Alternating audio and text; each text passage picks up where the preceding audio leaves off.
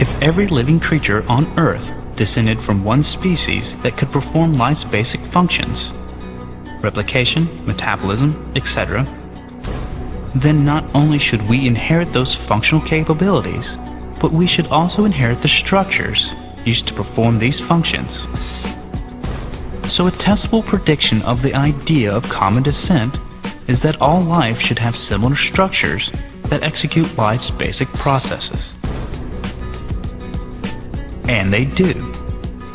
Down past the cellular level and down to the molecules that support life's processes. All life on Earth shares the same molecules that allow life to function.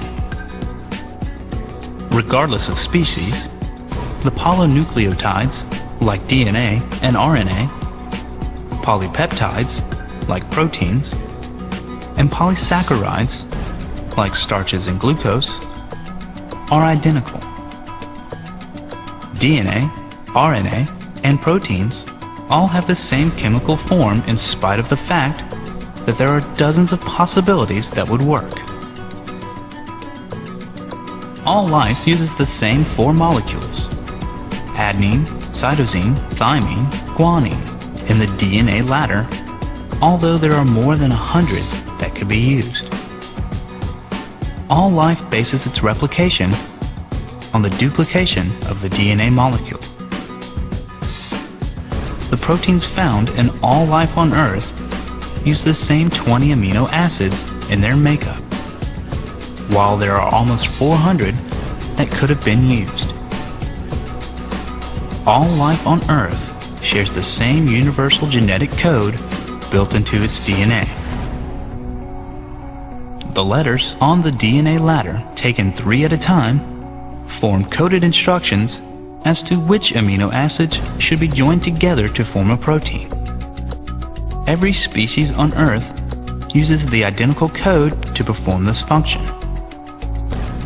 Bacteria uses exactly the same code for making proteins that humans do. All life on Earth shares the same metabolic pathways. In all life based on cells with a nucleus, from amoebas to blue whales, glucose is metabolized in the same 10 steps, in the same order, using the same 10 enzymes. Thousands of new species are discovered yearly and have their DNA proteins sequenced examined. Nearly 50 million new bases are sequenced every day, and every one is tested of the theory of common descent. It passes every test.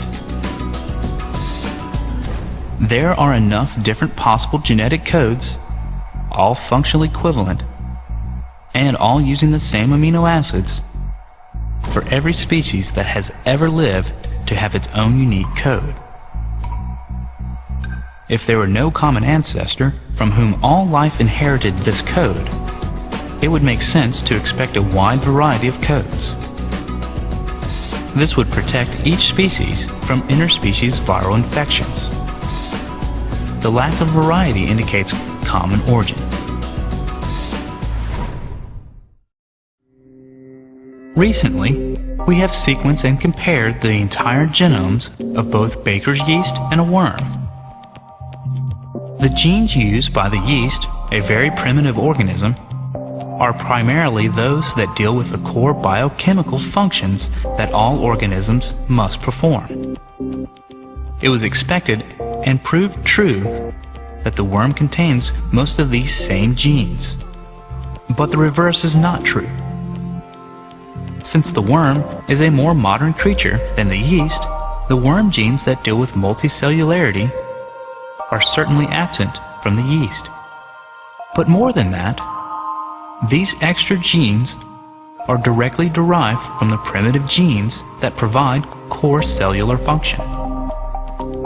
A larger study reveals at the genetic level, newer genes are copiously created from more primitive forms in order to accommodate the requirements of more modern and more sophisticated organisms.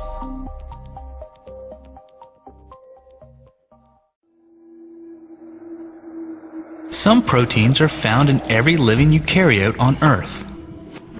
Fruit flies and bats, octopi and hippos, protists and humans. One such protein is cytochrome C. It is found in the mitochondria, the energy-generating parts of all eukaryote cells, and without it, the cells die. Experimenting with yeast, researchers have shown that human cytochrome C protein works for the yeast as well as its own. Indeed, they have substituted genes from fish, birds, horses, insects, and rats into the yeast as well, and all of these genes produce cytochrome C proteins that work for the yeast too. But the gene that codes for this protein has been buffeted with sequence mutations over the billions of years that it has existed. Essentially, all of these mutations are silent, null sequence sections inserted in a gene that do not change the protein that is built from amino acids based on these genes. But these mutations do tell the genealogy of the owners. For example, humans and chimps have exactly the same amino acid sequence for this protein. It hasn't mutated in the 6 or 7 million years since our lines separated. And our common gene is at most 10 amino acids different from all other mammals, confirming our close relationship with other mammals. The differences increase as we step further back in time and further from our own branch on the tree of life.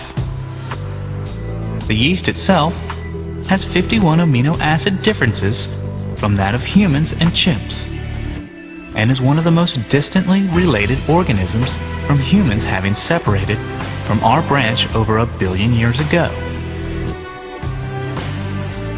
Researchers have discovered another point about cytochrome C protein.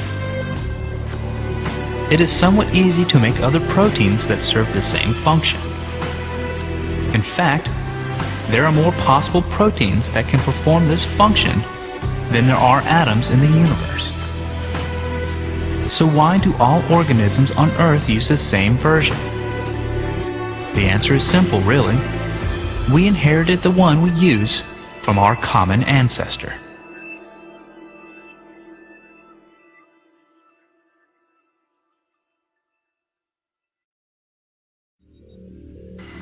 There are sections of an organism's genome, called transposons, that have no other function except for inserting copies of themselves elsewhere on the genome.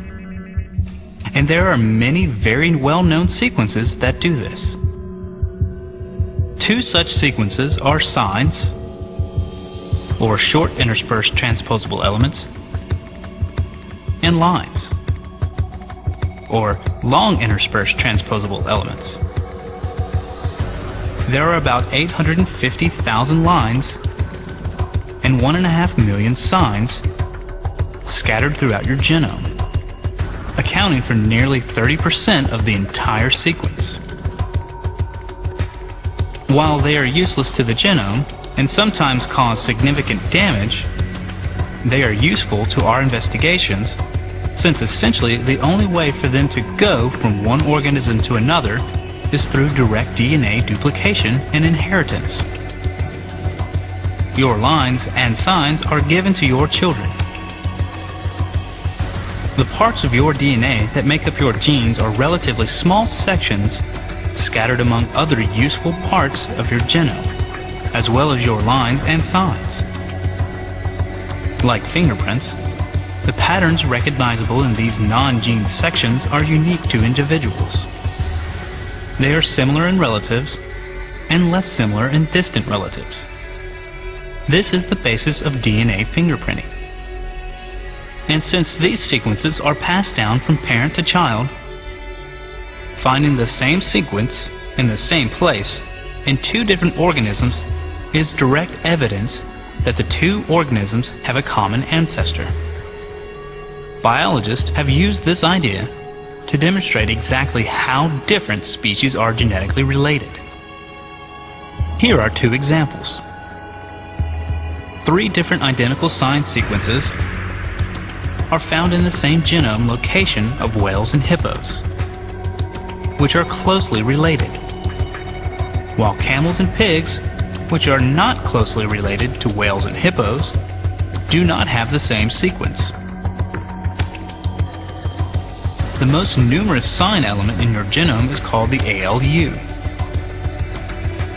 In the human alpha-globin cluster, there are 7 ALU elements, and each one is shared with chimpanzees in the exact same 7 locations, guaranteeing a common ancestor.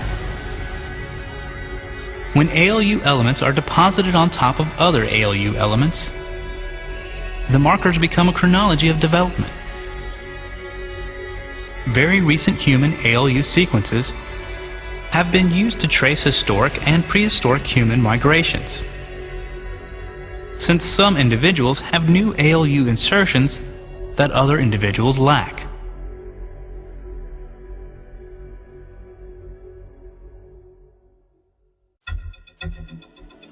Another type of structure found in the genome is called a pseudogene.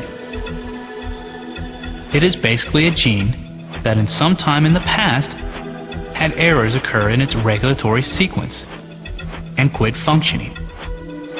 Since these structures have no current function, the only reason multiple species would carry this pseudogene is common inheritance.